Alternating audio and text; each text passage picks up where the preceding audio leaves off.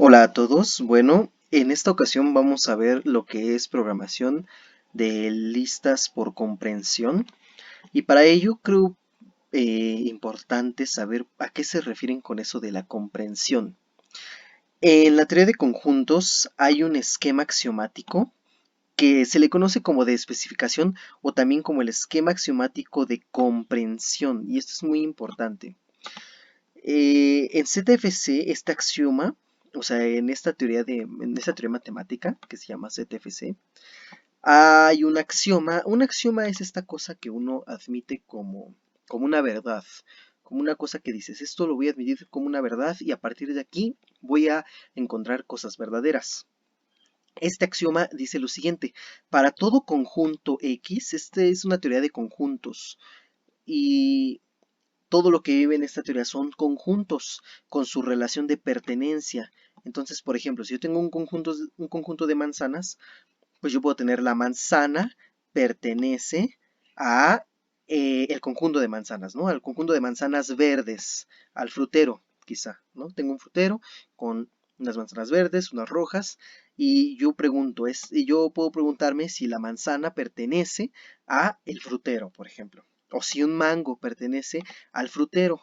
Entonces yo tengo conjuntos y tengo elementos. Pero en la teoría de conjuntos pura, digamos, sin que nosotros digamos esto es elemento de un conjunto, en esta teoría pura todo es elemento, inclusive, todo es conjunto, inclusive los elementos. Entonces aquí decimos que para todo conjunto, si nosotros tenemos un conjunto, va a existir otro conjunto tal que los elementos de este otro conjunto van a estar en este conjunto que garantizo que existe, si sucede que esos elementos también estaban en X, en el primer conjunto, y satisfacen una función phi que básicamente es una fórmula. O sea, nosotros podemos tener fórmulas como todos los X menores que 5, ¿no? Entonces 4 es menor que 5, pues lo satisface. 3 es menor que 5, lo satisface.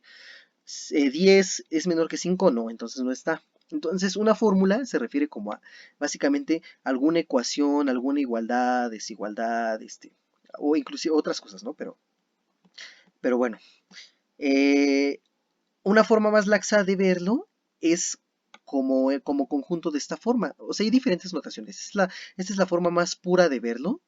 Y después de ahí, pues se van haciendo definiciones y se va haciendo esto un poco más digerible. Y podemos llegar a una relación muchísimo más entendible que podría ser la siguiente: garantizo nada más la existencia de un conjunto que puede ser escrito como los elementos de ese conjunto tales que cumplen una cierta ecuación o una cierta fórmula y que son a su vez subconjuntos de algún conjunto existente, como lo tengo aquí. Esta es una forma más laxa, ¿no? Bueno, eh, una de esas fórmulas podría ser x es distinto de x. Y como una de estas fórmulas puede ser x es distinto de x, yo puedo tener el conjunto de los x tales que x es distinto de x. Pero sucede que ningún x es distinto de sí mismo, entonces no hay ningún elemento y el conjunto es vacío. Eso es muy válido, ¿no? Esto lo podemos hacer. Y ahora, dentro de dentro de esta axiomática de comprensión, hay algo que se le conoce en teoría de conjuntos como la comprensión ingenua de conjuntos, que es la propuesta por Frege.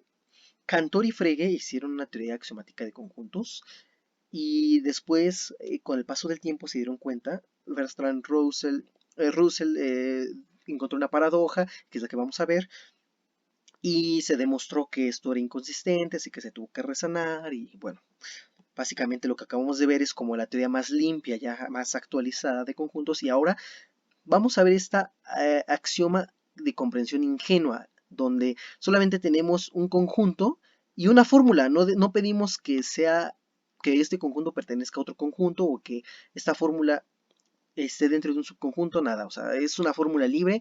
Y como es una fórmula libre, es tan libre y tan grande todo lo que puede llegar a caber dentro de una fórmula, que podemos hacer la siguiente fórmula.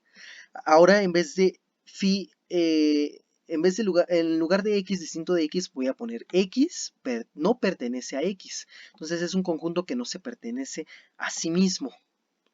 Entonces, por ejemplo, el conjunto de todos los conjuntos está contenido en el conjunto, porque él es un conjunto, entonces tiene todos los conjuntos. Una buena pregunta podría ser, ¿este conjunto se pertenece a sí mismo? ¿No se pertenece a sí mismo? ¿Hay conjuntos que pueden pertenecerse a sí mismos o no? Bueno, en su momento la comprensión ingenua dio lugar a paradojas y una de estas es asumir que esta fórmula es válida, ¿no? Que un conjunto es válido con esta fórmula. Entonces, veamos lo siguiente. Si nos podemos preguntar ahora, ya he formulado y igual al conjunto de todos los x tales que x no está en x. Yo me puedo preguntar, ¿y está en y? Y obtengo la siguiente respuesta. Supongo que y está en y, o sea que esto es verdadero, ¿no? Entonces y va a pertenecer a este conjunto de aquí, que es equivalente a y, ¿no? Es todos los x tal que x no está en x. Entonces, como y está aquí, pues y puede figurar como uno de los x. Entonces, si y está en y, entonces y no está en y. Satisface esto como verdadero. Y no está en y. Entonces, que estoy encontrando una contradicción, ¿no? Porque como que y está en y si no está en y. Ahora, si voy por el otro lado y asumo que y no está en y, entonces no está aquí. Entonces no satisface y no está en y. Y por lo tanto satisface que está en y regreso acá. Y entonces y está aquí. Y bueno, básicamente puedo ir en ambas direcciones y si concluyo verdadera esta primera proposición, concluyo también verdadera esta segunda proposición, pero resulta que son contradictorias, por lo que lleva a una paradoja. Y esa es la llamada paradoja de Russell o reformulada como la paradoja del barbero también. Y esto es muy importante tenerlo en cuenta a la hora de nosotros abordar la comprensión de las listas en Python. Vamos a programar algunas.